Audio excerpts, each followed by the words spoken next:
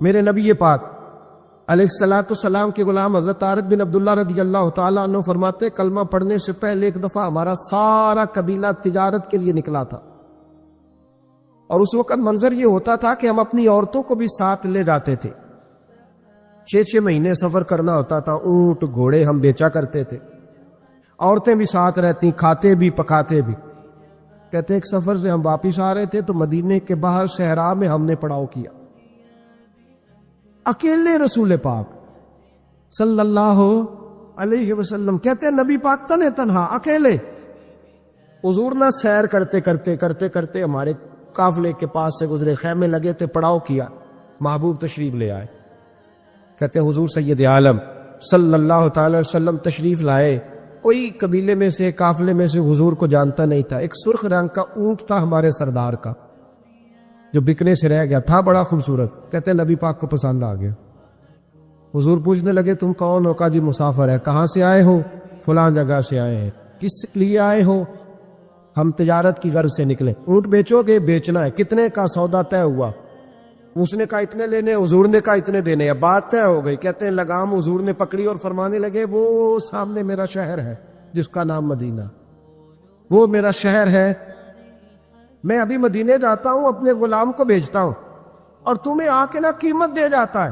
محبوب گھوڑے کی لگام تھا، اونٹ کی لگام تھا، میں نکیل تھا، میں اونٹ تھا سرخ رنگ کا۔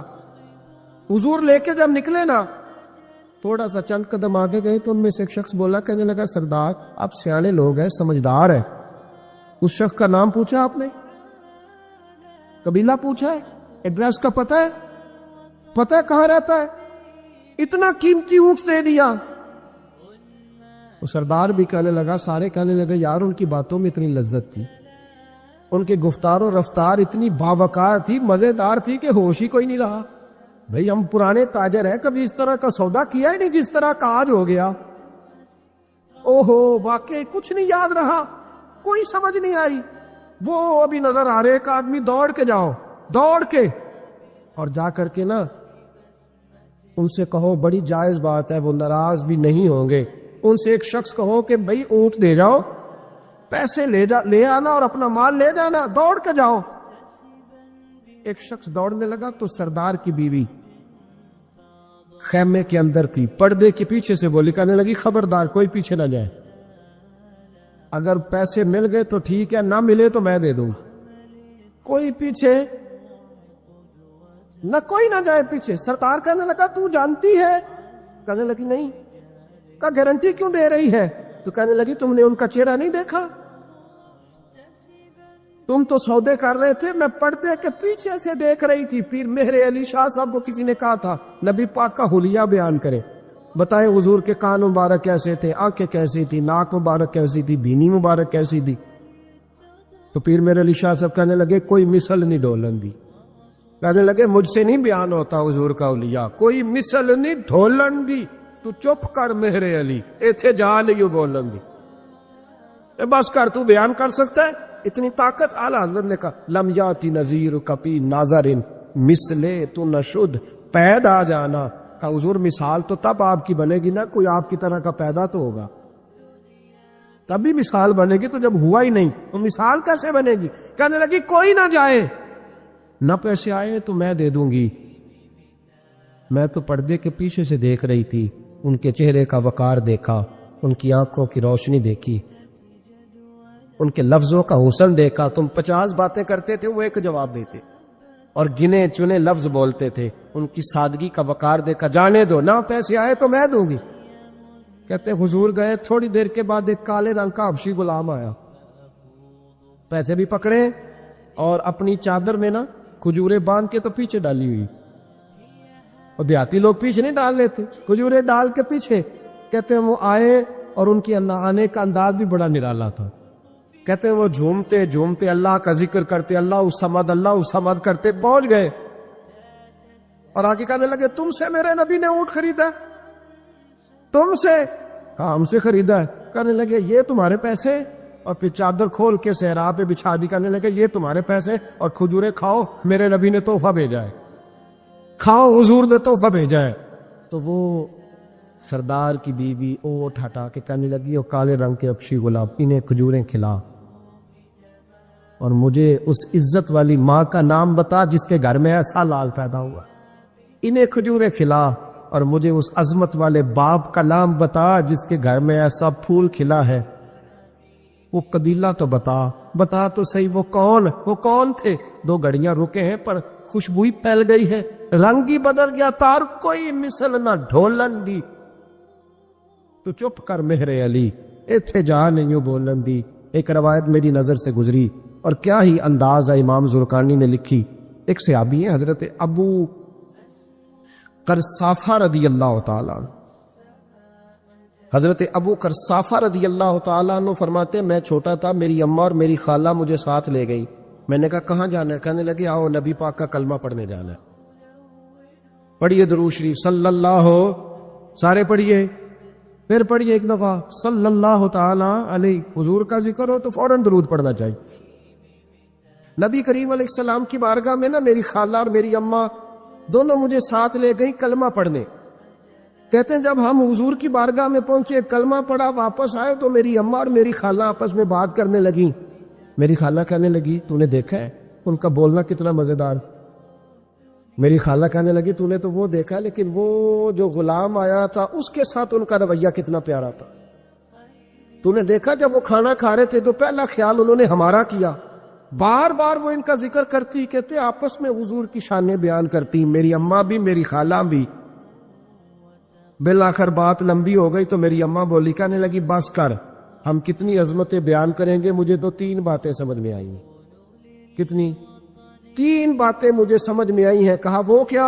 تو کہنے لگی ما رأینا مثل ھذا الرجل احسن وجھا ولا القى ثوبا ولا البنا کلاما۔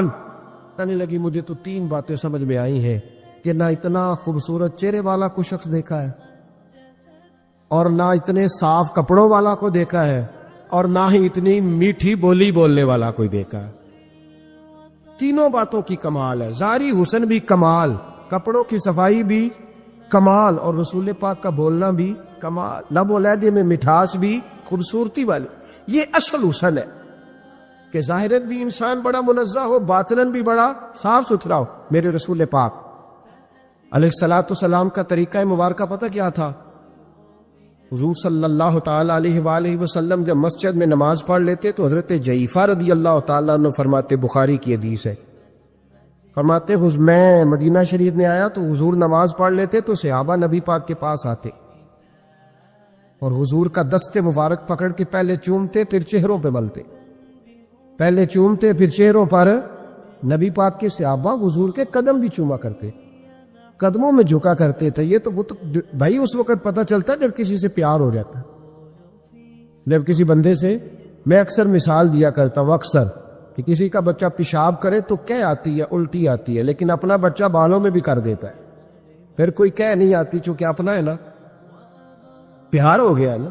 اب وہ کیفیت جب کسی سے محبت ہو جاتی ہے نا تو کچھ چیزیں صرف سمجھنے کی نہیں، کچھ چیزیں ایسی ہوتی ہیں جو محسوس کرنے والی ہوتی۔ اس نے کہا تھا عشق ایک ڈھونگ ہے، میں نے کہا تجھے عشق ہو خدا کرے، پھر کوئی تجھے اس سے جدا کرے، تو اسے تسبیحوں پہ پڑھا کرے، تو اسی کا نام جپا کرے، تو گلی گلی پھرا کرے، پھر میں کہوں کہ عشق ایک ڈھونگ ہے اور تو نہیں کہا کر، پھر میں کہوں کہ عشق ایک ڈھونگ ہے اور تو، اس نے کہا تھا عشق ایک ڈھونگ ہے تو میں نے کہا تجھے عشق ہو خدا کرے۔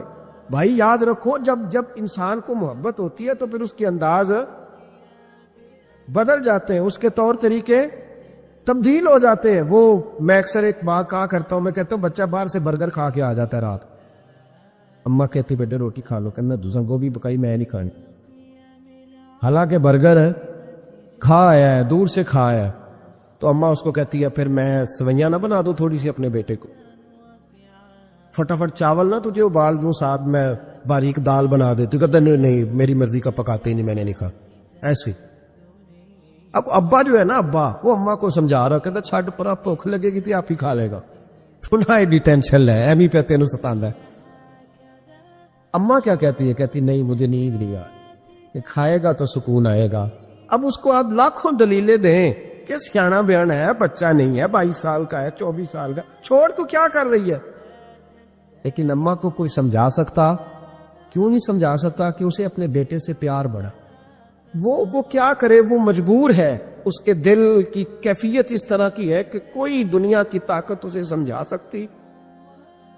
سوال ہی نہیں پیدا ہوتا کوئی اسے سمجھا سکے. یہ ممکن کیسے ہو، کیسے سکتا ہے؟ یہ محبت ہے. میرے رسول پاک علیہ السلام کے صحابی حضرت جعفہ فرماتے میں حضور کی بارگاہ میں آیا تو صحابہ کیا کرتے، نبی پاک کا دست مبارک پکڑتے، پہلے چومتے پھر چہرے پہ ملتے.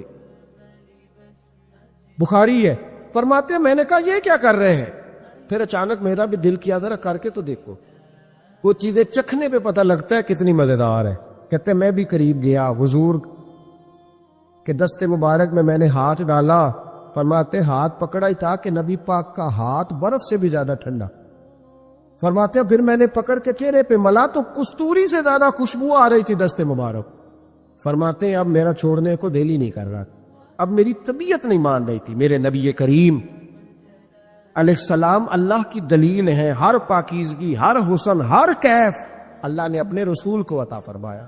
دنیا کی جتنی غلاظتیں تھیں جب کوئی حضور کے قریب جاتا تھا تو ساری غلاظتیں دور ہو جاتی. کما ارسلنا فیکم رسولا منکم یتلو علیکم آیاتنا ویزکیکم.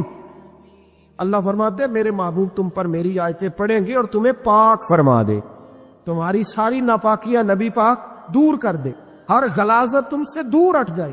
ایک صحابی ہے حضرت شیبہ بن عثمان رضی اللہ تعالی عنہ، وہ کہتے ہیں میرے والد کو اور میرے چچا کو مسلمانوں نے احد میں قتل کر دیا تھا. میرے دل میں بڑا غصہ تھا، بڑا جلال تھا کہ کبھی مجھے موقع ملے تو میں بدلہ لوں گا. کہتے فتح مکہ کے بعد نبی پاک علیہ السلام حوازن کی جنگ کے لیے نکلے. مجھے پتا چلا حضور جا رہے ہیں تو میرے اندر شعلے بھڑک رہے تھے انتقام کے. روز میں منصوبہ بندی کرتا، پلاننگ کرتا کہ کسی طریقے سے میں ان تک پہنچوں گا اور بدلہ لوں گا. کہتے ہیں نبی کریم علیہ السلام نہ حوازن کے لیے پہنچ چکے تھے. فرماتے میں بھی جنگ میں جا کے شریک ہو گیا اور میں نے طریقہ اس طرح کا اختیار کیا کہ کسی طریقے میں حضور تک پہنچ جاؤں. سمجھ آ رہی ہے میری بات کی؟ نبی کریم علیہ السلام تک کسی طریقے پہنچ جاؤں. فرماتے ہیں لڑتے لڑتے، لڑائی کے 2 طریقے ہوتے تھے. کبھی تو ایسے ہوتا تھا کہ ایک دو آدمی مل کے آپس میں لڑتے تھے، پھر گمسان کا رن پڑتا تھا، گھمبیر ہو جاتی تھی جنگ، سمجھ نہیں آتی تھی تیر کہاں سے آیا، نیزہ کہاں سے آیا. فرماتے جب گمسان کا رن پڑا نا، مجھے موقع مل گیا، میں حضور کے قریب پہنچ گیا. حضرت شیبہ بن عثمان رضی اللہ تعالیٰ عنہ کہتے جب میں پہنچ گیا تو میں نے نا دیکھا کہ اب حضور کے قریب لوگ نہیں ہیں. فرماتے میں نے نا فوراً تلوار اٹھائی، تلوار اٹھا کے میں حضور کو معاذ اللہ شہید کرنے ہی لگا تھا کہ ایک نور چمکا حضور کے ساتھ. پڑھیے درود صلی اللہ علیہ وسلم. کہتے ہیں ایک نور چمکا، اتنی تیزی تھی اس نور میں کہ میری آنکھیں بند ہو گئی، میرے ہاتھ سے تلوار گر گئی، آنکھیں چندھا گئی میری. فرماتے تلوار میرے ہاتھ سے چھوٹ گئی. اب جب وہ روشنی مدم ہوئی نا تو میں نے دیکھا نبی پاک سامنے کھڑے مسکرا رہے ہیں. آپ نے میں نے کر دی، آپ نے سن لی. ذرا دیکھو تو صحیح، جو تلوار لہرائے اسے دیکھ کے بھی کبھی کو مسکرایا ہے؟ جس نے تلوار ہی لہرا دی، جو شہید کرنے ہی لگا تھا، پہنچ گیا تھا. لیکن یہ اخلاق میرے رسول پاک کا صلی اللہ اعلیٰ حضرت فاضل بریلوی کا ایک شعر میں نے پڑھا. کئی کچھ چیزیں ایسی ہوتی ہیں جو بس نا وہ آتی تو سامنے ہیں لیکن وہ اتنا لطف دے جاتی ہیں کہ ٹھنڈا ہو جاتا ہے مزاج. رات کو میں شعر پڑھ رہا تھا اعلیٰ حضرت کا فاضل بریلوی رحمت، اور میں نے شعر پڑھا تو مجھے اچھا لگا سنانا. ایک دوست کو میں نے فون کیا، میں نے کہا یار ذرا شعر تو سن لے. یہ پہلی دفعہ نظر سے گزرا ہے، ابھی سیدھا سادہ لیکن روح تک اتر گیا. اعلیٰ حضرت فرمانے لگے نبی پاک کے بارے میں، فرمانے لگے سیدھی سیدھی روش پر کروڑوں درود. سیدھی سیدھی روش پر بالکل سیدھی ہے حضور کی باتیں، کسی پیچیدگی کی ضرورت نہیں. کہنے لگے سیدھی سیدھی روش پر کروڑوں درود، سادی سادی طبیعت پہ لاکھوں سلام. لاکھوں سلام میرے نبی کریم صلی اللہ علیہ وسلم مجھے دیکھ کے مسکرائے اور فرمایا جب حضور مسکرائے نا تو میں نبی کریم علیہ الصلوۃ والسلام کو دیکھ کے حیران ہوا کہ میں نے تلوار تانی تھی اور حضور نے مسکرانا شروع کیا. فرماتے اب حضور نے مجھے بلایا, آواز کے ساتھ نہیں بلایا, حضور نے اشارہ کیا یوں کر کے, فرمایا ادھر آؤ نا. فرماتے مجھے اب یہ بھی سمجھ نہیں آئی کہ کس نے مجھے اٹھا کے حضور کے قریب کر دیا. فرماتے میں نبی کریم کے قریب گیا تو حضور نے میرے دل پر 3 تھپکیاں دی. ایک تھپڑ ہوتا ہے, ایک تھپکی ہوتی. کہتے حضور نے 3 تھپکیاں دی اور دی بھی میرے دل پر, 1 پھر 2 پھر 3. کہتے پہلی تھپکی دی تو میرے اندر سے کفر نکل گئے, دوسری تھپکی دی تو میرے اندر ایمان داخل ہو گیا, اور تیسری تھپکی جب نبی پاک علیہ السلام نے دی تو مجھے ہر چیز سے بڑھ کر رسول اللہ سے پیار ہو گیا, محبت ہو گئی نبی کریم سے. آپ فرماتے ہیں اب حضور نے نا فوراً میرے ہاتھ میں تلوار تھمائی.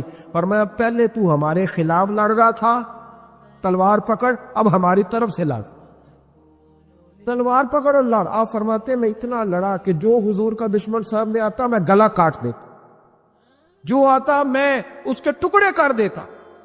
فرماتے ہیں پہلے میں باپ کا بدلہ لینے آیا تھا, اور اب میرا یہ حال ہے کہ اگر میرا باپ بھی سامنے آئے گا تو میں اس کا بھی گلا کاٹ دوں گا, لیکن حضور کے قریب کسی کو جانے نہیں دوں گا.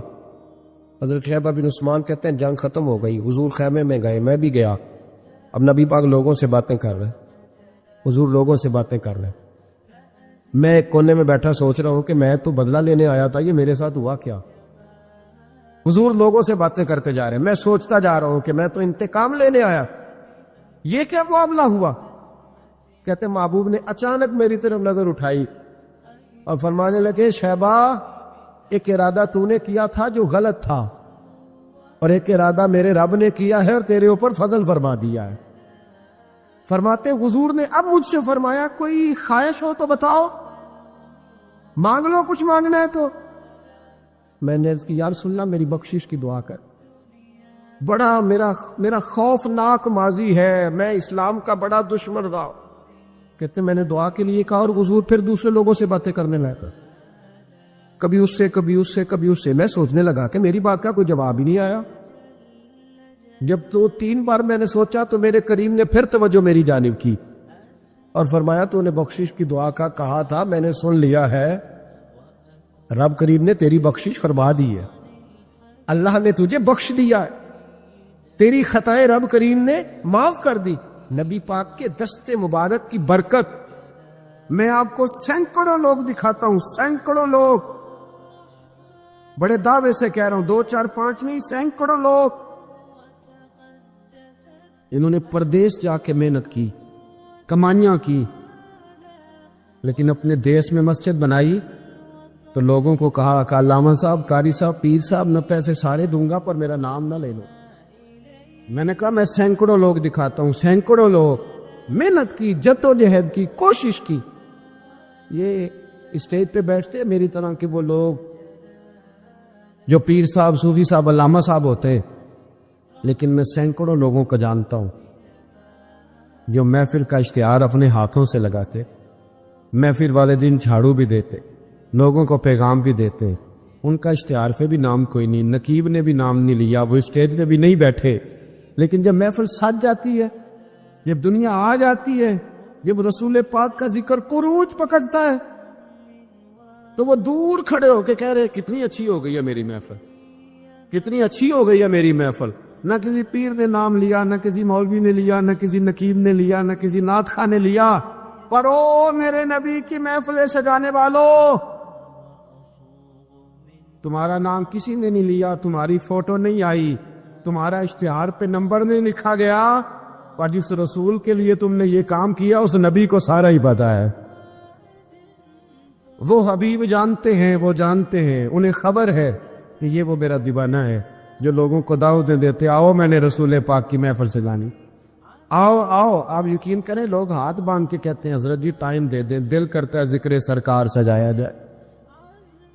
میرے بھائی یاد رکھو, فروغ محبت کی بات کرو, پیغام محبت کی بات کرو, محبت کی بولی بولو, محبت کا تذکرہ کرو, لوگوں کی اچھائیوں کا ذکر کرو, خوبیوں کا بیان کرو, چھوڑو نفرتیں, چھوڑو عداوتیں, آؤ واپس لوٹ آئیں بخاری مسلم پڑھو. میرے نبی پاک علیہ السلام نے فرمایا اپنا ایک بھائی اپنے گھر سے چلا تھا اپنے دوسرے بھائی کو ملنے. ایک تو ہے صحابی کا پیار, ایک تو ہے اہل بیت کا پیار, ایک اللہ کے ولی کا پیار. اپنے گھر سے چلا تھا وہ اپنے ایک بھائی سے ملنے. بخاری مسلم ہے. حضور فرماتے ہیں کہ رستے میں اسے فرشتہ ملا انسانی شکل میں. لوگ تو روز سفر کرتے ہیں پر فرشتے نہیں آتے. اللہ نے فرشتہ بھیجا انسانی شکل میں. کدھر جا رہے ہو میاں؟ کہنے لگا اپنے بھائی سے ملنے جا رہا ہوں. کہا اس کا تیرے اوپر کوئی احسان ہے؟ اس نے کہا نہیں. تو کیوں ملنے جا رہے ہو؟ سننا ہو یارو, یہ میری بات نہیں, یہ مدینے والے رسول کی زبان اطہر سے نکلا ہے. فرمایا کہاں جا رہے ہو؟ اس نے کہا میں جا رہا ہوں بھائی سے ملنے. کوئی احسان ہے؟ کوئی نہیں. کوئی لین دین کا معاملہ ہے؟ کوئی نہیں. کیوں ملنے جا رہے ہو؟ کیوں؟ وہ کہنے لگا اس لیے ملنے جا رہا ہوں کہ وہ بھی اللہ کا حضر ہے. میں رب کا بندہ سمجھ کے, اللہ کا بندہ سمجھ, میں کہتا ہوں او پیران عظام, تم نے اگر دھوکے کی پگڑیاں باندھی اور تم نے اگر فراڈ کے جبے پہنے, تم نے اگر جھوٹ کے پلندے باندھے تو وہ تمہارا معاملہ ہے, لیکن جو تمہیں رب کا بندہ سمجھ کے ملنے آئے گا وہ اجر حاصل کر لے گا. وہ اللہ کی بارگاہ سے نواز دیا جائے گا. وہ تو اللہ کا بندہ سمجھ کے آیا نا, اسے تو نہیں پتا جبے کے نیچے کیا ہے, اسے نہیں پتا بڑی پگڑی کے نیچے کیا ہے.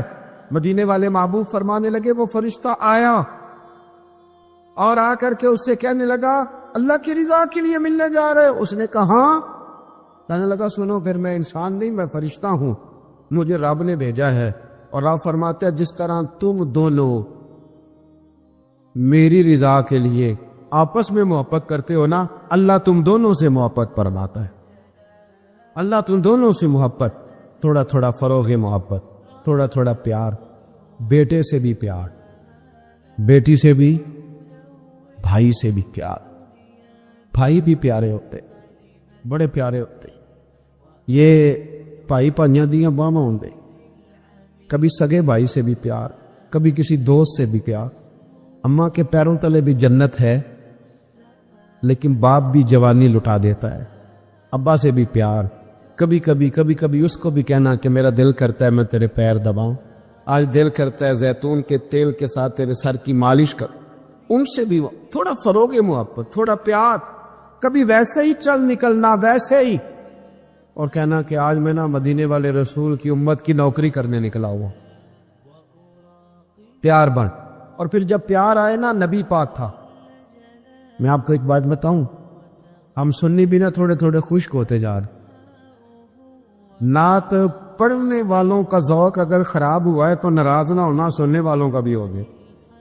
اب نعت ہم ذائقے سے سنتے ہی نہیں, ہمارا وہ رنگ ہی نہیں, وہ کیفیت ہی نہیں, نعت کے ساتھ ہماری وہ دلچسپی نہیں. ہم بھی چاہتے ہیں مجھے موٹا موٹا مسئلہ سناؤ, اور یارو میرے نبی کی شانیں سنا کرو, حضور کے معراج کی بات بھی سنا کرو, میلاد کی بات بھی سنا کرو.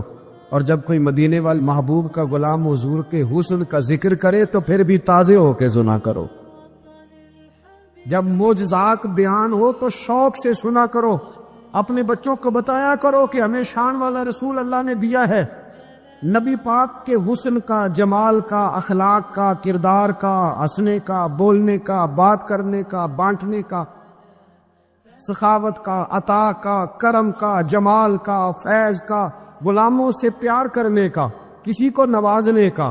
میرے رسول پاک علیہ السلام کا یہ تذکرہ یاد کرو, یہ لوگوں کو سنایا کرو, لوگوں کو بتایا کرو کہ جب وہ آمنہ کی گود میں تھے تو پھر بھی بڑے پیارے تھے, جب حلیمہ کے بیڑے میں تھے پھر بھی بڑے پیارے تھے, جب وہ معراج پہ گئے تو پھر بھی بڑی شان تھی, جب سیدہ خدیجہ الکبریٰ کے بستر نور پہ تھے پھر بھی بڑی شان والے تھے.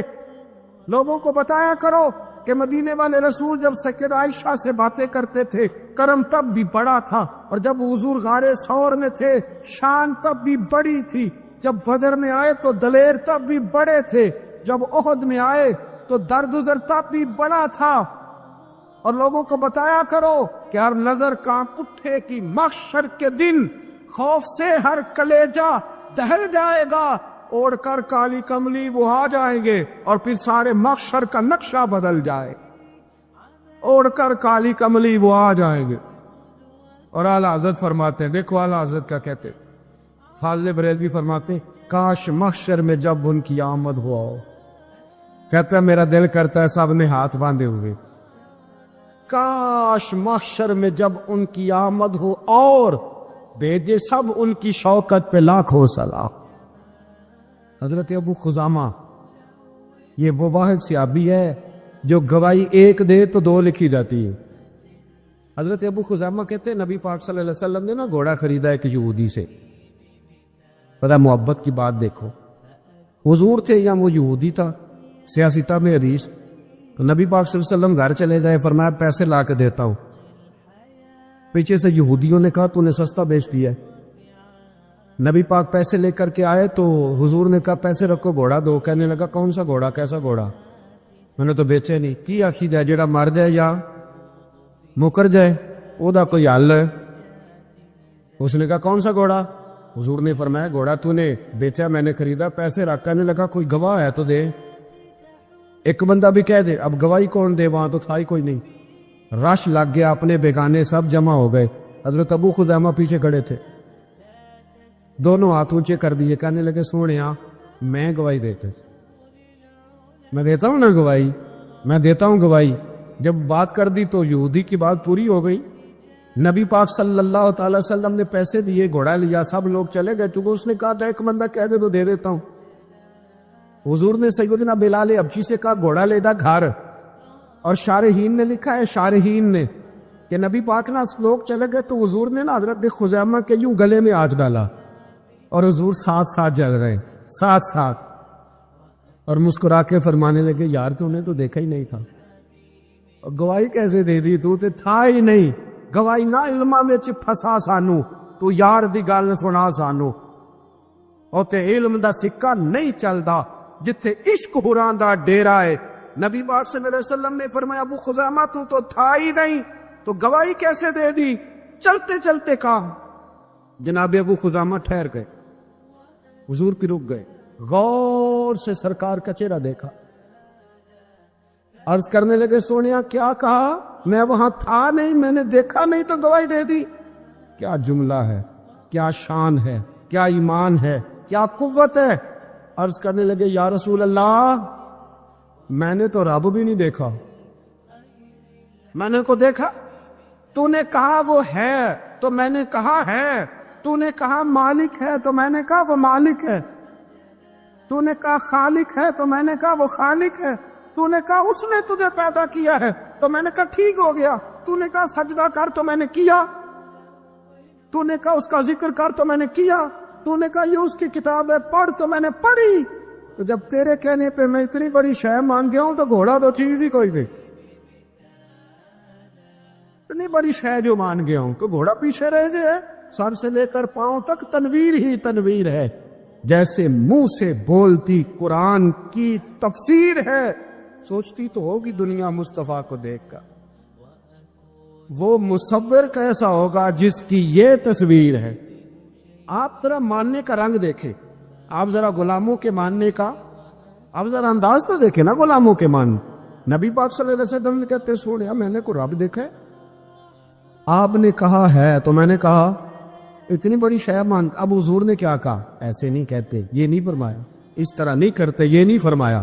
نبی پاک نے نا بازو پکڑا، حضرت ابو خزیمہ رضی اللہ تعالیٰ عنہ نے نا، وہ کبھی جیت جاتا تھا نا ہمارا کھلاڑی تو اس کا بازو پکڑ کے اونچا کرتے تھے، تو نبی پاک نے حضرت ابو خزیمہ کا بازو پکڑ کے اونچا کیا۔ میں سنو میرے یارو، جہاں گواہی کی ضرورت پڑے دو بندے چاہیے، پر جہاں میرا ابو خزیمہ آ جائے نا، ایک کی گواہی دو کے برابر، ایک کی گواہی دو کے برابر۔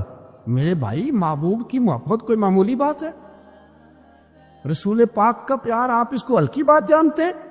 سنو، یہاں لوگ کہہ دیتے ہیں میں نے اتنے سال لگائے غلامی میں۔ حضرت صہیب ابن سنان، حضرت صہیب ابن سنان رومی مکے سے نکلے مدینے جانے کے لیے، ابو جہل نے روک لیا، کہنے لگے نہیں جانے دے۔ آپ فرمانے لگے ایک سودا کرتے ہو میرے ساتھ؟ نے کہا وہ کیا؟ فرمایا تمہیں پتہ ہے نا میں بڑا مالدار آدمی ہوں۔ نے کہا جی ہاں۔ فرمانے لگے مدینے میں نے جانا ہے، میں نے ٹھان لے لی، وہ سنا تھا کہ آستانہ یار دور ہے، پر ہم نے یہ ٹھان لی تھی کہ جانا ضرور ہے، اور موقوف طور پر ہی نہیں جلوائے دید کچھ، ہوش اڑ گئے جہاں پر وہیں کوہ طور ہے، بس ہوش اڑ گئے جہاں پر وہیں کوہ طور ہے۔ تو آپ فرمانے لگے میں نے مدینے تو جانا ہے، اگر روکو گے تو میں پھر تلوار نکالوں گا، ٹوٹ گئی تو تیر نکالوں گا، ختم ہو گئے تو نیزہ چلاؤں گا، اور مدینے میں جا کے رہوں گا۔ جنوں ویکھ کے ٹھر دیاں اکھیاں نے، جنوں ویکھ کے ٹھر دا سینہ ہے، ربا تیری ساری خدائی چ ایک ہی تے شہر مدینہ ہے، اور میں جانا میں نے ضرور ہے، یہ پاک ہے، سودا کر لو۔ ابو جہل کہنے لگا جی کیا سودا؟ آپ فرمانے لگے تو پتہ ہے نا میرے پاس بڑا مال ہے، پتہ ہے نا میرے پاس بڑا کچھ ہے۔ اس نے کہا ہاں۔ فرمانے لگے سارا لے لو۔ ابو جہل کہنے لگا یعنی سارا؟ آپ نے فرمایا سارا، جیبیں خالی کر دی، جیبیں خالی کر دی، ہر چیز اتار کے دے دی، گھوڑے پہ جو کجاوا تھا نا وہ بھی اتار کے دے دیا۔ حضرت صہیب ابن سنان کہتے ہیں میں سارا کچھ دے کے نا، سارا کچھ دے کے، سارا کچھ دے مدینے پہنچا۔ رسول کریم کی زیارت ہوئی، جو لفظ نبی پاک نے کہے وہ بڑے انوکھے ہیں۔ فرمایا صہیب تو نے جو تجارت کی ہے نا، تو نے مال دے کے رب رسول کو راضی کر لیا ہے، تجارت لفظ بڑے قابل غور ہیں۔ حضور فرمانے لگے تو نے جو تجارت کی ہے نا، مال دے کے اللہ رسول کو راضی کر لیا ہے۔ فرمایا تجارت تو نے کی ہے پر کوئی مہنگا سودا نہیں کیا، اور تو نے تو سستے میں خرید لی، عرض ہے تو نے کوئی مہنگا سودا۔ حضور نے فرمایا چلو تبوک پہ میرے ساتھ، سارے چلو، سب تیار ہو گئے۔ حضرت کعب بن مالک فرماتے ہیں مجھے گھوڑا بڑا دوڑانا آتا تھا، نیزہ بڑا چلانا آتا تھا، تلوار کا میں بڑا دھنی تھا، میں مالدار بھی تھا، میرے پاس بڑی وسائل تھے۔ حضور چلے گئے تو میں نے، یہ بخاری ہے، فرماتے ہیں میں نے سوچا کہ میں چلا جاؤں گا، کل میں گھوڑا دوڑاؤں گا، میں نے پیچھے پہنچ جانا، پرسوں چلا جاؤں گا، ترسوں بس سستی ہو گئی، نہ جا سکا۔ فرماتے ہیں وقت بیت گیا، حضور چلے گئے، آج جاتا ہوں کل چاہتا ہوں، اسی میں حالات سارے گزر گئے، حتیٰ کہ اللہ کے رسول واپس آ گئے۔ فرماتے ہیں کچھ بوڑھے تھے جو نہ جا سکے، اور کچھ منافق تھے جو حضور کے ساتھ جہاد پہ نہ جا سکے۔ آپ فرماتے ہیں میں جوان بھی تھا، تیر انداز بھی تھا، اور دنیا عرب سارا جانتا تھا کہ مالدار بھی ہے، اللہ تعالیٰ کی دی ہوئی بڑی نعمتیں تھیں، میں نہ گیا، اور ہو غلطی گئی، سستی گئی۔ فرماتے حضور مدینے میں آئے، جب مسجد نبی میں بیٹھے تو منافق آ کے بہانے کرنے لگے، کوئی کہنے لگا بچی بڑی بیمار تھی، کوئی کہنے لگا حضور کل ہی صحیح ہوا ہوں۔ فرماتے مجھے بھی پتا تھا، اور پتا مصطفیٰ کو بھی تھا جھوٹ بول رہے، حضور کو پتا تھا، پر وہ بہانے کرتے، حضور قبول کرتے، میں چلو جاؤ۔ کہا فرماتے ایک منٹ کے لیے مجھے بھی وسوسہ آیا کہ کوئی بہانہ نہ کر دوں، لیکن پھر میں نے سوچا بہانہ کس کے سامنے کروں، جسے اللہ تبارک و تعالیٰ نے نبوت کی آنکھ عطا فرمائی ہوئی ہے، اس محبوب کے سامنے بہانہ۔ اس خیال آیا مسلمان نیک و بد پہچان جاتے ہیں، محمد آدمی کے دل کی باتیں جان جاتے، کدھر بہانہ کروں، حضور کو تو سارا پتہ ہے۔ فرماتے میں گیا، حضور نے پوچھا کیوں نہیں آئے، اور پوچھا بھی مسکرا کے، کیوں نہیں آیا، مسکرا کے پوچھا۔ فرماتے ہیں میں نے سچ سچ بولا، میں نے کہا یا رسول اللہ سستی ہو گئی، حضور غلطی ہو گئی، جو بہانے لگا رہے تھے ان کو آزادی مل گئی، اور مکتب عشق کا دستور نرالا دیکھا، اس کو چھٹی نہ ملی جس نے سبق یاد کیا۔ فرماتے ہیں ان کو چھٹی مل گئی، میں نے کہا حضور غلطی ہو گئی، تو نبی پاک نے فرمایا اس سے کوئی بندہ کلام نہ کرے، خبردار میرے ساتھ بھی گفتگو نہ کرنا۔ حضرت کعب بن مالک فرماتے ہیں میرا چچا زاد بھائی، خالہ زاد بھائی سارے رہتے تھے، میں کسی کو سلام لیتا تو کوئی جواب بھی نہیں دیتا تھا۔ فرماتے ہیں میں مسجد میں نماز پڑھنے آتا، پر صحابہ کرام کو حضور نے منع کر دیا تو مدینے کی گلیاں بھی ناآشنا ہو گئی۔ فرماتے ہیں مجھے یوں لگتا تھا کہ مدینے کے در و دیوار بھی مجھ سے کلام نہیں کرتے، میں وہاں دعا منگیا کرو سنگیو کتے مرشد نہ رس جاوے، اے جنہاں دے پیر رس جان دے او جیوندے ہی مرے رہن دے۔ کہا اس طرح لگا کہ جیسے اولاد بگڑ گئے سارے میرے حق میں۔ آپ فرماتے ہیں میں مسجد میں آ کے بیٹھتا، تو جب مجھے پتا تھا میں جب آنکھیں ادھر کرتا تو حضور مجھے دیکھتے، اور جب میں نبی پاک کو دیکھتا تو حضور چہرہ پھیر لیتے۔ بول پڑے خواجہ غلام فرید صاحب، کہنے لگے میں ویکھاں تے میرا یار نہ ویکھے، جی میں نام ویکھاں تو ویکھے، ایڈے نصیب کتھوں تتڑی دے، او میرے وچ ویکھن دے ویکھے، غلام فریدا او بوے یار دے مریے، پاویں ویکھے یا نہ ویکھے۔ اور فرماتے میں سید عالم صلی اللہ علیہ وسلم کو دیکھتا تو حضور رخ انور پھیر لیتے۔ حضرت کعب بن مالک رضی اللہ تعالیٰ عنہ فرماتے کہ حضور کا حکم آیا کہ بیوی کو علیحدہ کر دو، بار پہلے کوئی نہیں بات کرتا، اب کہا بیوی کو علیحدہ کر دو، تو میں نے کہا حضور طلاق دے دوں؟ فرمایا نہیں، میکے بھیج دو، طلاق نہیں دینی۔ فرماتے ہیں بال بچہ بھی چلا گیا، نہ گھر میں کوئی نہ باہر کوئی، تنے تنہا۔ اب فرماتے ہیں زمانہ جانتا تھا، عرب کے صوبوں میں بات پھیل گئی کہ کعب بن مالک جیسا سردار، مالدار، گھوڑ سوار، تیر انداز، نیزہ باز، اتنا بڑا سیانہ سنجیدہ آدمی جدا کر دیا نبی پاک نے۔ فرماتے ہیں غسان کے عیسائی بادشاہ نے مجھے خط لکھا۔ حضرت کعب فرماتے ہیں بڑی آزمائش تھی، پر یہ مصیبت سب سے بڑی تھی۔ غسان کے عیسائی بادشاہ نے خط لکھا، اس کا آدمی مجھے ڈھونڈتا پھرتا مدینے میں، میں ملا تو خط اس نے مجھے دیا۔ خط میں یہ نہیں لکھا تھا کہ کافر ہو جاؤ معاذ اللہ، یہ نہیں لکھا تھا عیسائی ہو جاؤ۔ اس نے خط میں لکھا کہ کعب ہم نے سنا ہے تمہارے نبی نے تمہیں چھوڑ دیا، ناراض ہو گئے، تم تو اس قابل تھے کہ صوبے کے گورنر بنائے جاتے، تم تو بڑے عہدے کے قابل تھے، تمہاری تو شہرت ہے سارے علاقوں میں، تم آ جاؤ ہمارے پاس، ہم تمہیں بہت بڑا عہدہ دے دیں گے۔ حضرت کعب بن مالک فرماتے ہیں اب میری چیخیں نکلی، اب میں تڑپ کے رویا، میں نے وہ اس کا خط پکڑا اور جلتے ہوئے تنور میں ڈالا اور مسجد نبی میں سارے سجدے میں رکھ کے میں نے کہا اے اللہ، میرا ایمان اتنا ہی مشکوک ہو گیا ہے کہ کافر کہتے ہیں میں ان کے ساتھ مل جاؤں گا۔ اے اللہ، میرا ایمان اتنا مشکوک، کافر سمجھنے لگے ہیں کہ میں مسلمانوں کو چھوڑ کے ان سے اتحاد کروں گا۔ یہاں لوگ کہتے ہیں ہم نے پریشر کے لیے ان کو ساتھ ملایا، ہم نے پریشر کے لیے کافر سے سمجھوتا کرو گے، اپنے بھائی پر ظلم کرنے کے لیے بے ایمانوں کے ساتھ دوستی کرو گے۔ حضرت کعب بن مالک فرماتے ہیں میں نے تندور میں ڈالا، میں تڑپ کے رویا، میں نے کہا اے اللہ، میرا اتنا امتحان نہ لے کہ کافر سوچنے لگے کہ میں اسے سمجھوتا کروں گا، اے اللہ مہربانی فرما، اتنا امتحان نہ لے۔ روتے روتے گھر گیا، سحری تک روتا رہا۔ ایک آدمی دوڑا آیا، کہنے لگا کعب جلدی چل، حضرت جبریل آ گئے ہیں، اللہ نے تیری توبہ قبول فرما لی ہے، رسول پاک نے تجھے یاد فرمایا ہے، چل آ جا۔ حضرت کعب بن مالک فرماتے ہیں میں قدموں میں گرا اور میں نے کہا محبوبہ میرا سارا ہی مال لے لے، حضور میری ساری صلاحیتیں لے لے، رکھ لیں سارا کچھ، مجھے وہ مال نہیں چاہیے جو آپ کے دروازے سے دور کر دے۔ حضور وہ دولتیں میرے کس کام کی جو آپ کے دروازے سے دور کر دے؟ بے نور بے چراغ جو محفل ہو پھونک دو، اعظم بلا سے اپنی وہ ہستی ہی کیوں نہ ہو، جو چیز اس کی راہ میں حائل ہو پھونک دو۔ حضرت کعب بن مالک رضی اللہ تعالیٰ عنہ نے ایک منٹ کے لیے بھی کافر سے سمجھوتا کرنا پسند نہ کیا، جبھی تو اللہ نے توبہ حضرت جبریل کے ذریعے نازل فرمائی۔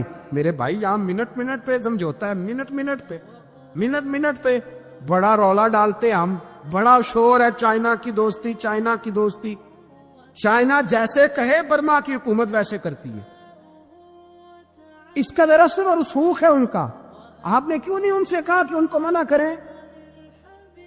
میں چائنا کی بات نہیں چھیڑنا چاہتا، ورنہ میں اس پر بھی کچھ باتیں عرض کروں کہ وہ جو آپ کے ساتھ ان کی دوستی ہے اس کا پس منظر کیا ہے۔ یہ تو چائنا میں بسنے والوں سے پوچھو نا، یا مسجد بنانا بڑا مشکل ہے، یا نماز پڑھنا روزہ رکھنا بڑا مشکل ہے، کاہے کی دوستی، کس طرح کی دوستی؟ قرآن مجید نے بیان کر دیا کافر تم سے راضی نہیں ہو سکتا حتی تتبع ملتہم، جب تک تم ان کے دین کی پیروی نہ کرو۔ اتنی دیر کافر راضی ہو سکتا تو مسلمان کیسے راضی ہو جاتا ہے؟ بھائی میرے مصطفیٰ کریم سید عالم صلی اللہ علیہ وسلم کی امت کے جو اجزاء ترکیبی جو بنائے امت قرآن نے بیان فرمائے، ان میں پہلا یہ ہے کہ اشداء علی الکفار، مسلمان کافر پر سخت ہوتا ہے، اور دوسرے نمبر پہ فرمایا رحماء بینہم، آپس میں رحم دل، آپس میں۔ اقبال نے اس آیت کی تفسیر کی تو 2 مصروں کے اندر شعر میں مضمون ہی پرو کے رکھ دیا، کہنے لگے ہو ہلکا یاراں تو بریشم کی طرح نرم۔ کس طرح؟ ریشم کی طرح۔ ہو ہلکا یاراں تو بریشم کی طرح نرم، رزم حق و باطل ہو تو فولاد ہے مومن، رزم حق و باطل ہو تو پھر فولاد بن کے نکلے، پھر منت سماجت نہ کرے اقوام متحدہ آئے تو فلاں آئے تو فلاں آئے، فولاد ہے مومن۔ ایک وہ منظر تھا حضرت عمر نے جب اپنے سگے ماموں کو لتاڑا، جناب ابو عبیدہ بن جراح نے باپ کو قتل کیا، مصعب بن عمیر نے بھائی کو قتل کیا، ایک وہ منظر تھا۔ ایک وہ منظر تھا جب مسلمان مکے سے مدینے آئے، مدینہ طیبہ پہنچے تو مصطفیٰ کریم نے فرمایا یہ تمہارے بھائی ہیں، بس بات ختم ہو گئی، یہ تمہارے، بھائی اتنی سی بات ہے، یہ تمہارے، اس سے زیادہ نہیں، کوئی لمبا خطبہ نہیں نبی پاک نے دیا، فرمایا یہ تمہارے، اپنے بھائیوں کی مدد کرو۔ حد ہو گئی مدد کرنے کی، بھائی کا بازو پکڑا، گھر لے گئے، کہنے لگے یہ 15 کلے میرے ہیں، 6 جو تمہیں پسند آتے ہیں رکھ لو، تمہارے ہو گئے۔ گھر کا سامان بستر رضائیاں تک نکال کے دروازے کے اندر رکھے، بھائی سے کہا یار جو تجھے اچھا لگتا ہے رکھ لے، آدھا تیرا آدھا میرا۔ یہاں تک ایک وہ موقع جب اشداء علی الکفار، ایک یہ موقع رحماء بینہم، صحابہ کرام علیہم رضوان میں سے کسی کے پاس 2 باغ تھے، ایک میں کھجوریں زیادہ پکی، ایک میں کم پکی۔ جب وہ اپنے بھائی کو دینے لگا تو اس نے کہا تجھے رسول اللہ نے میرا بھائی بنایا ہے، تجھے وہ والا باغ دوں گا جس کی کھجوریں زیادہ پکی ہوئی ہے، وہ والا باغ دوں گا، کھجوریں زیادہ پکی ہوئی۔ اور یار تاریخ عالم نے یہ نظارہ نہیں دیکھا کہ وہاں سے ایک شخص آیا غریب ہے رشتہ نہیں ملتا، یہاں ایک شخص نے کیا کیا، اس کو اپنے خاندان سے اپنے گھر سے رشتہ بھی دیا، کہا بھائی ہے، اس کو یہاں پسانا ہے، رکھنا ہے، لانا ہے۔ کوئی تہذیب کا ٹکراؤ نہیں ہوا، کوئی ان لوگوں کے آپس میں جھگڑے نہیں ہوئے، کوئی نہیں کہا کہ یہ مہاجر ہے یہ انصار ہے، کوئی کسی جگہ نہیں کہا تمہارا کھانا پینا رہنا سہنا الگ ہے، کوئی کسی جگہ بحث نہیں ہوئی، آدھا بانٹ کے دیا۔ اور پھر بھائی چارے کا حال یہ تھا کہ تبوک کے بعد جب بڑا مال آیا نا مسلمانوں کے پاس، ڈھیر لگ گئے، بحرین سے مال آیا تو ڈھیروں لگ گئے، تو رسول پاک صلی اللہ علیہ وسلم نے انصار مدینہ کو بلایا، مدینے والوں کو، فرمایا تم نے بڑا احسار کیا تھا اپنے بھائیوں پر، تم نے اپنی آدھی جائیدادیں دے دی تھی، تم نے رحماء بینہم کا پورا مظاہرہ عملاً کر کے دکھایا تھا، اب مال آ گیا ہے، 2 آپشن میں تمہیں دیتا ہوں، 2 قسم کی ترجیحات، ایک چیز قبول کر لو۔ کہا یا رسول اللہ صلی اللہ علیہ وسلم حکم فرمائیے۔ فرمایا یا تو جو مال تم نے اپنے مہاجر بھائیوں کو دیا ہے وہ واپس لے لو، وہ تم واپس لے لو، اور یہ جو مال آیا یہ میں ان میں بانٹ دیتا ہوں، یا اس طرح کرو کہ میں یہ مال تمہارے درمیان آپس میں آدھا بانٹ دیتا ہوں، یا تمہیں کچھ فیصد زیادہ دے دیتے ہیں انہیں کم دے دیتے۔ بات ہو رہی تھی، انصار چپ تھے، حضور نے فرمایا بولتے کیوں نہیں، پتہ محبوب کو بھی ہے کہ یہ بولیں گے تو مجھے بھی ٹھنڈ پڑے گی اور قیامت تک ساری امت کو سکون ملے گا۔ فرمایا بولو، تو انصار مدینہ بولے تو رو کے بولے، کہا محبوبہ ہم نے مال کیا کرنا ہے، ہمارے پاس رسول پاک جو موجود ہے، یا رسول اللہ ہم نے کیا کرنا ہے مال کا، حضور جو اب آیا یہ بھی سارا انہیں دے دیں، جو ہم نے دیا تھا انہیں وہ بھی ان کے پاس رہنے دیں، اور یا رسول اللہ جو بعد میں آئے وہ بھی انہیں دے دیں۔ ہماری شرط یہ ہے کہ ہمارے درمیان اللہ کے رسول موجود رہنے چاہیے، محبوب ہمارے درمیان رہے، مال و دولت کی ہمیں ضرورت ہے، یہ رحماء بینہم آپس میں بانٹ کے ہر چیز اپنے بھائیوں کو دے دی۔ حضرت عمر عیسائی بادشاہ ٹائم مانگتا تو کہتا ہے کوئی ٹائم نہیں، چل دوڑ جا، ملک شام جاتے ہیں، جب فتح ہوتے ہیں حضرت سعد بن ابی وقاص بلاتے ہیں، شام جاتے ہیں، تو حضرت عمر کہتے ہیں شام آئے یار سب سے پہلا کام یہ کر بلال کا تو پتہ کر، یہاں سنا ہے بلال حبشی کا مکان بھی کہیں نیڑے ہے، پتہ تو کر۔ حضرت بلال حبشی حضرت سیدنا سعد کہنے لگے حضور بلا نہ لے، فرمایا نہیں وہ مصطفیٰ کا غلام ہے تو میرا تو امام ہے، میں گھر ملنے جاؤں کا گھر، رحماء بینہم، کالے رنگ کے حبشی غلام سیدنا بلال حبشی کو ملنے گھر گئے، اور جناب عمر جا کے بیٹھک میں انتظار کرنے لگے، گویا ڈرائنگ روم میں بیٹھے انتظار ہونے لگا، جناب سیدنا بلال آئے تو حضرت عمر اٹھ کے کھڑے ہوئے۔ ملک شام کے لوگوں نے یہ منظر عجیب دیکھا، کہ جناب عمر فاروق ایک حبشی کے لیے کھڑے ہوئے، اور جب کھڑے ہوئے تو حضرت بلال کہنے لگے عمر بیٹھ جاؤ، یہ کیا کر رہے ہو؟ حضرت سیدنا عمر رو پڑے، کہنے لگے بلال تو حبشی پہلے تھا، جب سے رسول اللہ کا غلام بنا ہے ساری امت کا امام بن گیا، ساری امت کا تو امام بن گیا ہے جب سے تو نبی پاک صلی اللہ تعالی علیہ وسلم کا غلام بنا۔ بھائی یاد رکھے، جب اشداء علی الکفار کی بات تھی تو اپنے سگے قتل ہو گئے، اور جب رحماء بینہم کی بات تھی تو پھر یہ نہیں دیکھا یہ حبشی ہے۔ توجہ ہے میری بات پر؟ یاد رہے نا آپ لوگ، ادھر دیکھیں، پھر یہ نہیں دیکھا کہ یہ حبشی ہے، یہ رومی ہے، یہ کون ہے، پھر یہ دیکھا کہ یہ رسول اللہ کا غلام ہے صلی اللہ۔ ہمارے ہاں تو نفرتیں پھیل گئی ہیں، وہ بس کرو جی بنگالیوں سے جان چھڑاؤ، وہ بس کرو جی فلانے سے، وہ بس کر یار، رہن سہن اپنا اپنا ہوتا ہے، لیکن مسلمان جس طرح کا بھی ہو اس کے ساتھ نفرت کرنے کی اجازت نہیں ہے۔ میرے نبی پاک صلی اللہ علیہ وسلم نے فرمایا جو رب کے بندے ہوں گے ان کے قیامت کے دن چہرے چمک رہے ہوں گے، تو یا رسول اللہ صلی اللہ علیہ وسلم اس کے علاوہ بھی کچھ بندے ہیں؟ فرمایا لعن عبد الدنیا وعبد الدرہم، فرمایا کچھ دنیا کے بندے ہیں، کچھ درہم کے بندے ہیں، ترجمہ یوں کر لو کچھ ڈالروں کے بندے ہیں۔ یہ حدیث مشکات میں موجود ہے، ڈالر کے، ریال کے، لاکھ کے، کروڑ کے بندے۔ حضور وہ کون ہے؟ فرمایا لعن عبد الدنیا وعبد الدرہم، جو دنیا کا اور دولت کا بندہ بنے وہ لعنتی ہے، ملعون ہے۔ یہ خدا کا بندہ رہا ہی نہیں، یہ پیسوں کا بندہ بن گیا ہے، دولت کا بندہ بن گیا ہے، اس کا معیار بدل گیا ہے۔ حضرت سالم بن عبداللہ بن عمر حضرت عمر فاروق کے پوتے تھے، کعبے کا طواف کر رہے تھے، طواف مکمل ہوا، 8واں استلام کر کے مقام ابراہیم کے پاس نماز پڑھنے لگے تو خلیفہ وقت کا آ گیا، گورنر، السلام علیکم کے بعد اس نے فوراً بات چھیڑی، کہنے لگا حضور کوئی حکم ہو تو بتائیے گا۔ تو آپ کہنے لگے تو بڑا ہی بیوقوف ہے یار، تجھے کس نے گورنر بنایا؟ بڑا تو بیوقوف ہے، تجھے تو سلیقہ ہی نہیں بات کرنے کا۔ حضور کیا ہوا؟ فرمانے لگے خدا کے گھر میں آ کے اور کعبے کے سامنے کھڑے ہو کے میں بندوں سے سوال کروں، یہاں کے بھی بندوں سے مانگوں، تو بڑا ہی بیوقوف ہے۔ سامنے اس کا گھر ہے، سامنے اس کا گھر ہے بیت اللہ اور حجر اسود اور مقام ابراہیم اور مقام ملتزم، اور یہاں بھی میں بندوں سے مانگوں؟ کہتا ہے مجھے بھی کبھی کسی نے ڈانٹا نہیں تھا، میرے بھی پیروں تک پسینہ نکل گیا، تو میں مسجد الحرام سے باہر نکل کے، یوں سمجھ لیں کہ جب لوگ باب عبدالعزیز سے یا باب فہد سے باہر آ جاتے، کہتے ہیں باہر نکل کے نا میں کھڑا ہو گیا، میں نے کہا چلو فارغ ہو کے آتے ہیں تو بات کرتا ہوں۔ حضرت فارغ ہو کے آئے تو میں نے کہا حضور اب تو بیت اللہ سامنے نہیں، اب بھی کوئی سوال کرے؟ تو فرمانے لگے اچھا ضروری ہے؟ کہا حضور ضروری ہے۔ تو فرمانے لگے چل پہلے بتا تجھ سے دین مانگوں کہ دنیا مانگوں، بول۔ تو کہنے لگا حضور میرے پاس تو دنیا ہی ہے، دین تو آپ کے پاس ہے۔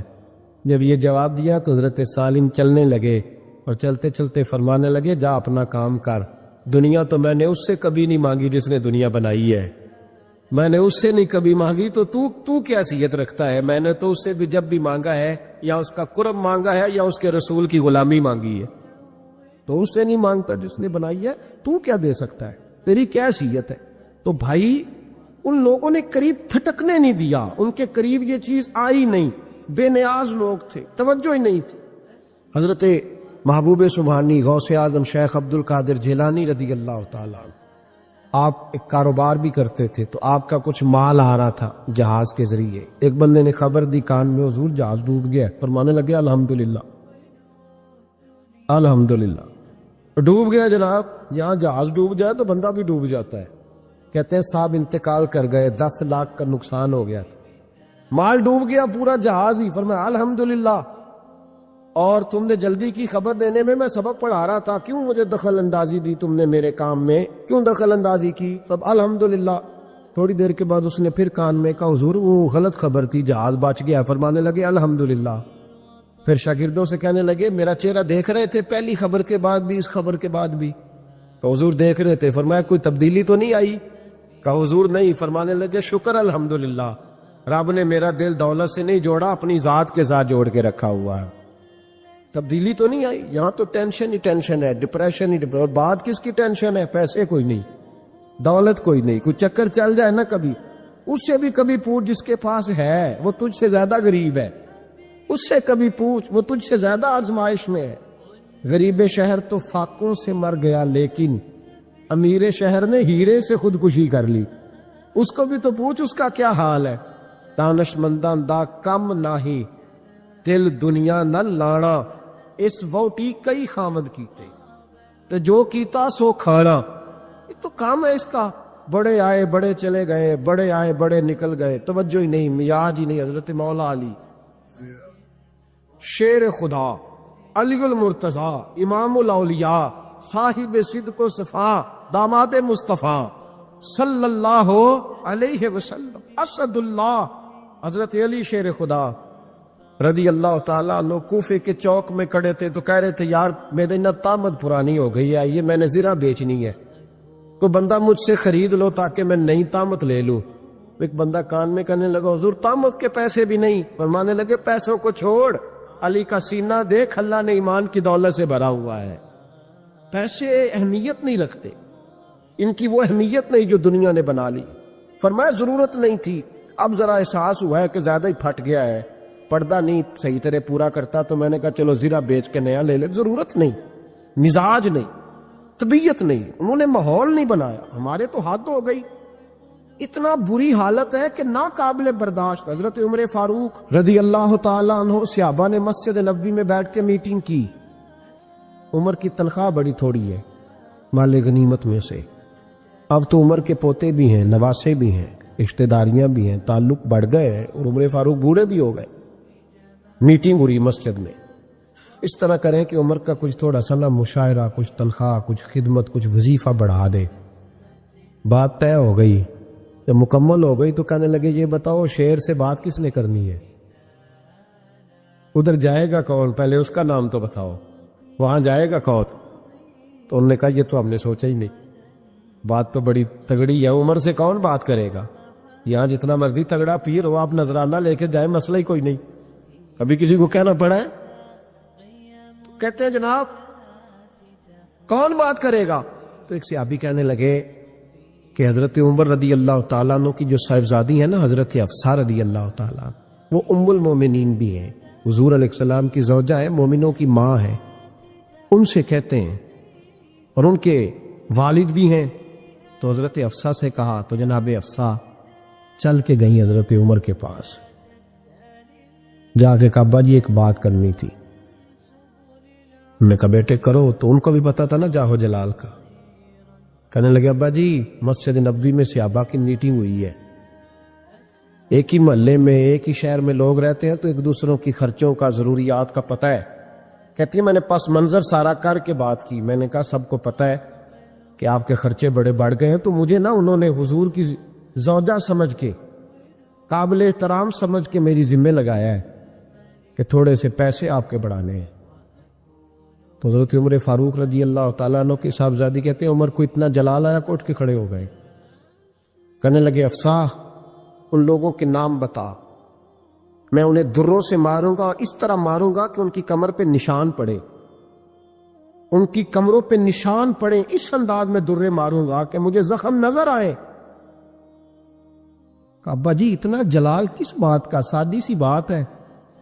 تو سیدنا عمر فاروق رو پڑے، کہنے لگے سادی سی بات ہے، میرے لیے مسجد نبوی میں بیٹھ کے میٹنگ ہوتی رہی کہ عمر کو دولت دینی ہے، لوگوں نے یہ مجھے سمجھ لیا، مسجد نبوی میں بیٹھ کر میرے لیے یہ میٹنگ ہوتی رہی کہ عمر کو پیسے دینے ہیں، اس کو دولت کے ساتھ ہم نے نواز رہا، مسجد نبوی میں میرے لیے کس کو یہ جرت ہوئی؟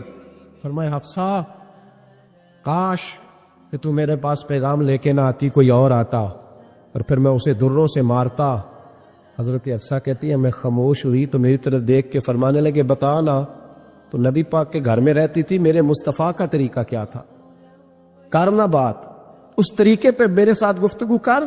تو حضرت حفصہ کہتی میں رو پڑی، میں نے کہا ابا جی غلطی ہو گئی، آئندہ نہیں کروں گی۔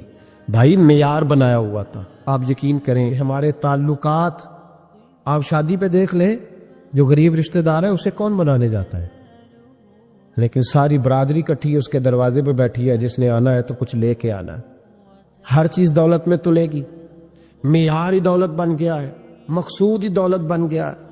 اس پیسے نے، اس دنیا داری نے، دنیا دار پجاری زردے کتے اندھے گل ٹلی ہو.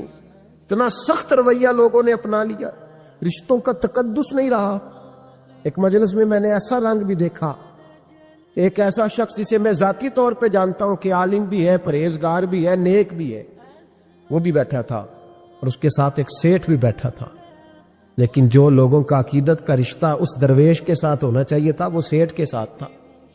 تو میں غور کر رہا تھا کہ یار قوم کا ذہن کس طرح کا ہو گیا.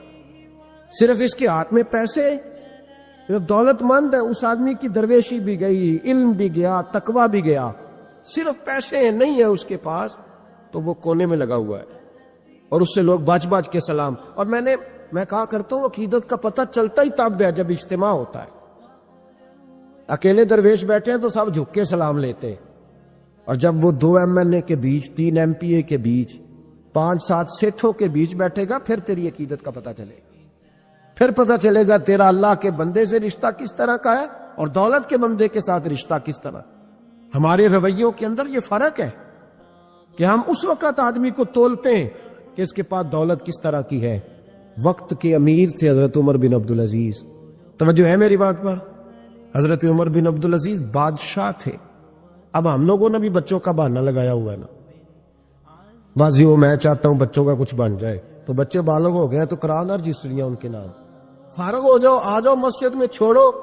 لیکن پھر بھی کنجیاں دینے کو دل نہیں کرتا. پھر بھی بابا جی کی پیالیوں سے مرنے کے بعد پیسے نکلتے ہیں, پھر بھی ان کے تکیے کے بیچ سے بھی کچھ وہ نوٹ نکل آتے ہیں جو اب چلتے بھی نہیں.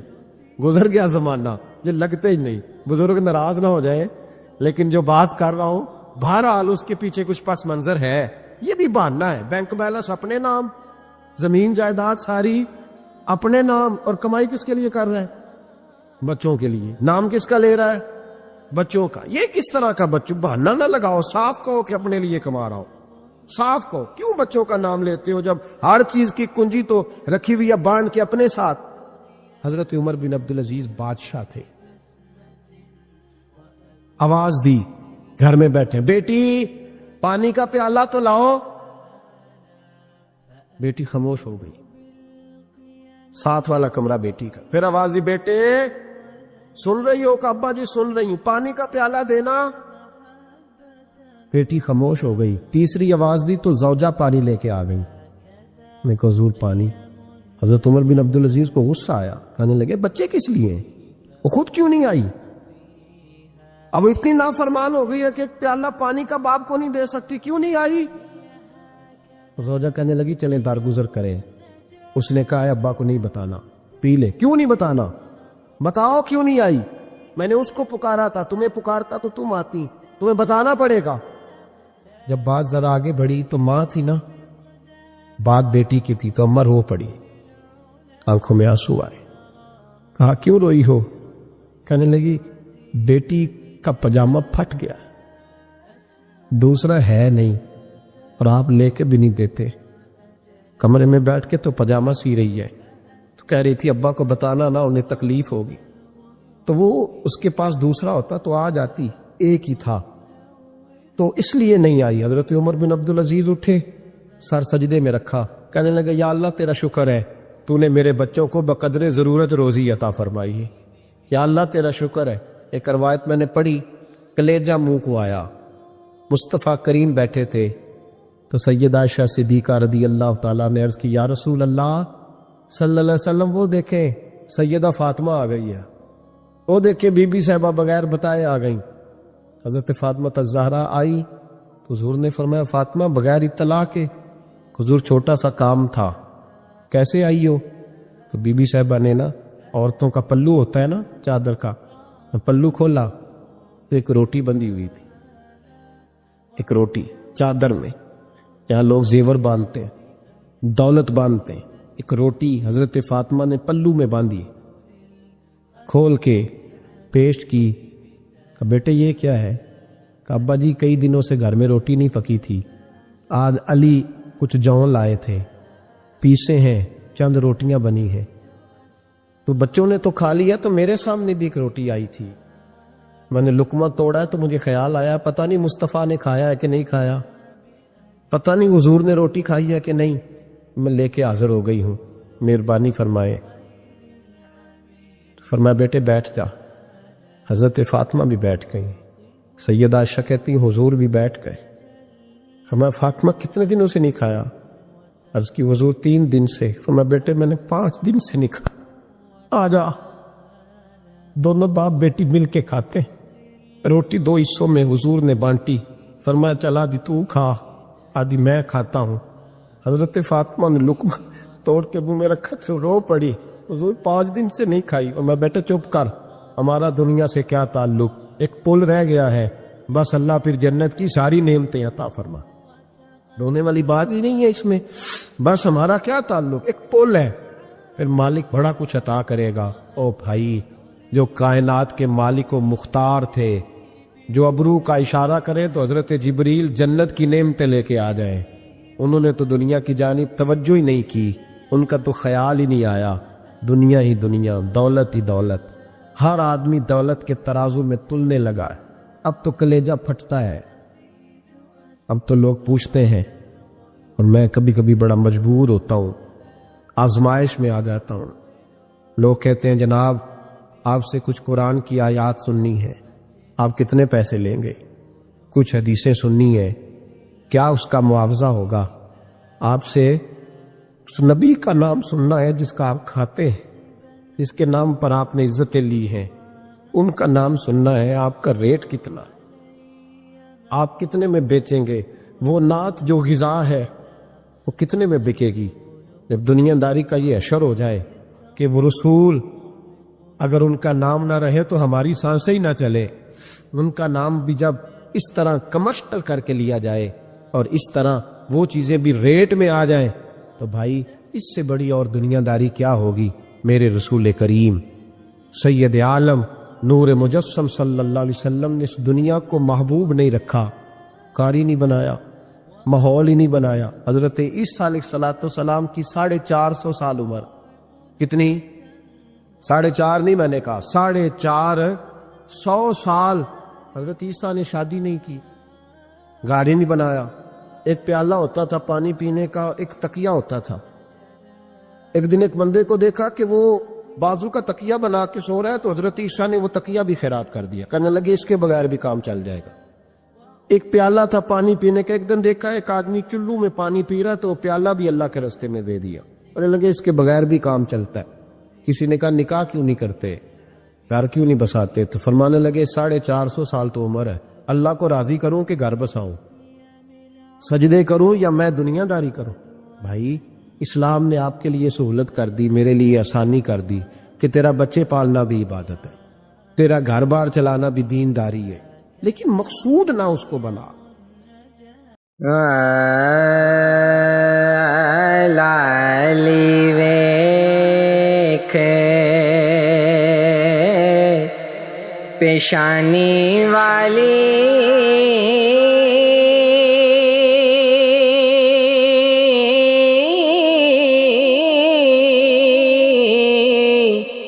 داغ لگے گل لالے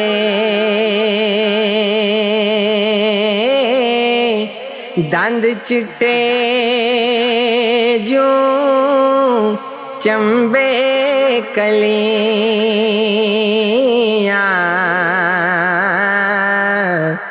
موتی کرے اجالے دند چٹے جوں چمبے کلیاں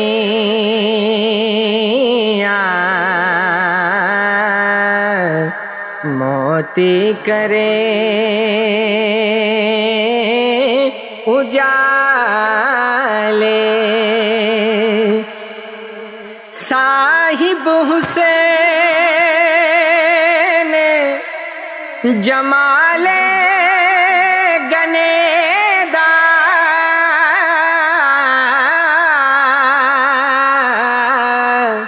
روشن چن پیشانی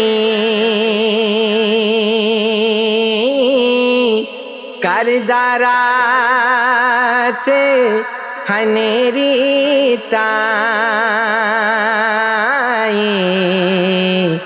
وانگ شمع نورانی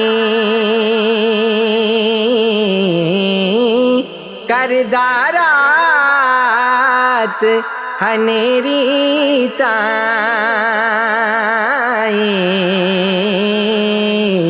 وانگ شمع نورانی جے لکھ صفت زبانوں آکھاں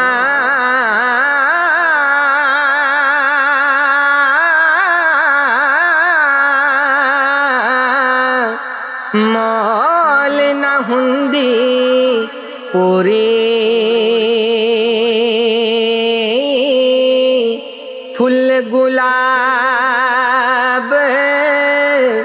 بہاری وانگوں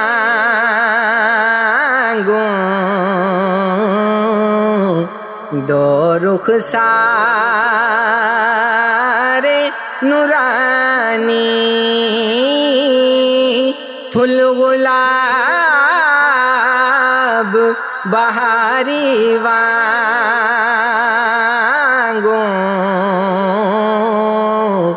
دو رخسار نورانی قد مبارک آہا میں آنا نا لمبا نا چھوٹا نازک بدن رنگیلا جسا بے انداز نہ موٹا نازک بدن رنگیلا جوسا بے انداز نہ موٹا بدن مبارک وانگر چٹا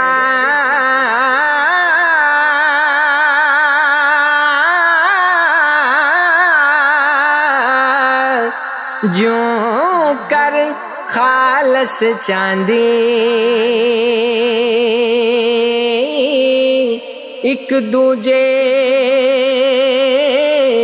ایک دوجے آزادے ہوتے تابش پوے اونا دی ایک دوجے آزادے ہوتے تابش پوے اونا دی او ادنا دے حرم سرا وچ